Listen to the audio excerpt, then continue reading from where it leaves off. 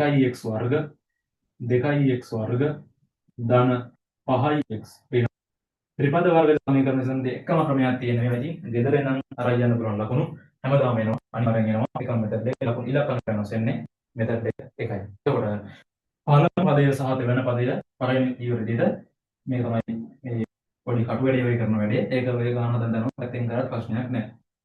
කටුට කොලේ හරි අතව ගන්නත් ඔය ලකුණු ගන්න ඉඩ තියෙනවා. එතකොට පළමු පදය සහ දෙවන පදයේ ලකුණු සම්බන්ධ කරනු ලැබේ 2x වර්ග 3ෙන් ගුණ කරන්නේ. ඒක පුනරාවර්තී වයන්න එපා. මෙතන ඉලක්කම් ගුණ කරලා ඉන්න විචල්්‍ය පද තියෙනවා නම් විචල්්‍ය පද ඉලක්කම් ගුණ කරාම දෙවරක් තුන 6යි x වර්ගයෙන් ගන්නවත් නැහැ. එහෙනම් මෙන්න 6x වර්ගය මෙතන දෙන අසමානයි. අසමාන නැතිනම් දැන් මේක හදන්න පුළුවන් ආකාරය දෙනවා. ඒ කියන්නේ සාධක විදියට ගුණිතයක් ලෙස 1x 6x වලින් ගුණ වුණොත් 6x වර්ගය හදනවා. ඒ වගේම දෙවරක් තුන මම x ලියන්නේ නැහැ.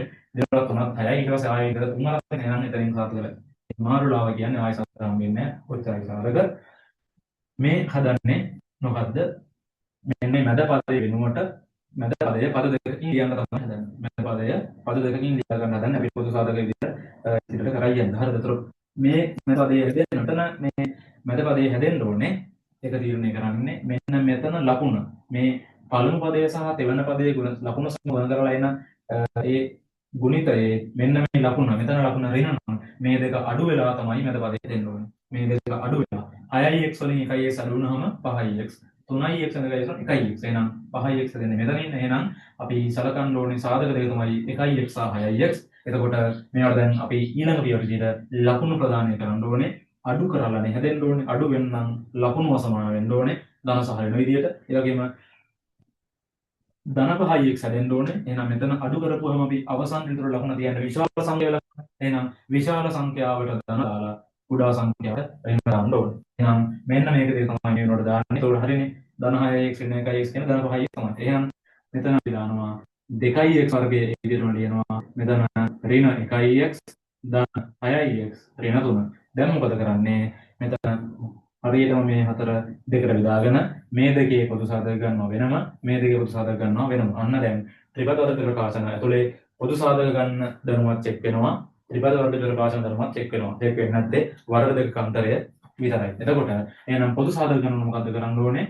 ඉතලම් ඉලක්කම් වල මෙතන දෙක තියෙනවා එක තියෙනවා. එතකොට ගන්නේ මේ ඉලක්කම් දෙකම තියෙන ලොකුම චක්‍රය. මේ ඉලක්කම් දෙකම තියෙන ලොකුම චක්‍රය තමයි එළියට ගන්න. මේ ඉලක්කම් දෙකම තියෙන ලොකුම චක්‍රය. ඒතකොට එක් වරක් බැලුවොත් එක් වරක් එක යන්නේ එක දෙනවා එක දෙක දෙකයි. එහෙනම් එක් වරක් චක්‍රේ 1 2 දෙකම තියෙනවා. දෙවරක් චක්‍රවලුත් එහෙම දෙවරක් එක දෙකයි. හැබැයි දෙවරක් චක්‍රේ එක නැහැ. එහෙනම් ඉලක්කම් දෙකම තියෙන ලොකුම එක විතර ගන්න වෙන්නේ එක් වරක් චක්‍රේ. ඒ නිසා එක තමයි ගන්න වෙන්නේ. ඉස්සරහින් ලියන්න තමයි එක ලියන්නේ. එක තමයි ගන්න එක හරි. එතකොට x විචල්්‍ය පද ගත්තාම මෙතන x වර්ග තියෙනවා මෙතන x තියෙනවා. එහෙනම් අපිට ඒකෙන් කුඩා බලය විශාල බලය නෙමෙයි කුඩාට. එහෙනම් x වර්ග x වලින් අපි x ගන්නවා. දැන් වරහන් ඕපන් කරලා මේක එකක් මේකෙන් බෙදනවා. එතකොට බලමු මෙතන බෙද සංඛ්‍යා දෙක බෙදනවානේ. ගුණ කරද්දි බෙදද්දි බලන්න ලකුණු වල සමාන අසමාන විතරයි. මෙතනක් දාන්න මෙතනක් දාන්න ලකුණු සමාන නම් දාන්න අවශ්‍ය නැහැ. මේක දෙක බෙදුවම 2x වර්ගය x වලින් බෙදුවාම 2 ඉතුරු වෙනවා. x වර්ගය x වලින් බෙදුවාම 1x එකක් ඉතුරු වෙනවා. ඊට පස්සේ මේ දෙක බෙදනවා. බෙදෙන සංඛ්‍යා දෙකේ ලකුණු දෙක අසමානයි. අසමානයි නම් ඍණ 1x වලින් බෙදුවාම 1 ඉතුරු වෙනවා. ඊට පස්සේ 10x ඍණ 3 10x ඍණ 3 ගත්තාම මෙතන 6 සහ 3 ඉලක්කම් දෙක බලමු. එතකොට 6 සහ ලකුණු නම් කොහොමද ගන්නවා? මෙතන තියෙන ලකුණු තමයි ගන්නේ 6 සහ 3 තියෙන ලොකුම චක්‍රය බලමු. එක් වරක් 6 6යි එක් වරක් 3 3යි. හරි එක් වරක් චක්‍රය තියෙනවා. අපි ලොකුම චක්‍රය කරන්න බෑ. දෙවරක් 3 6 වෙනවා. දෙවරක් චක්‍රය 3 නෑ. දැන් බලමු 3 වරක්. 3 වරක් එක 3යි 3 වරක් දෙක 6යි. එහෙනම් 3යි 6යි ලොකු චක්‍රේ 3 අර චක්‍රේ 6 විතරයි තියෙන්නේ. 6 වරක් එක 6යි. 6 වරක් එක 3 නෑ. හැබැයි 3 වරක් චක්‍රේ 3ක් තියෙනවා 6යි. 3 වරක් එක 3යි 3 වරක් දෙක 6යි. ඒ නිසා පොදු ඉලක්කම විදියට 3 එළිය ගන්නවා. x ගන්න දෙයක් නැහැ. මෙතන පොදු සාධක ගන්න.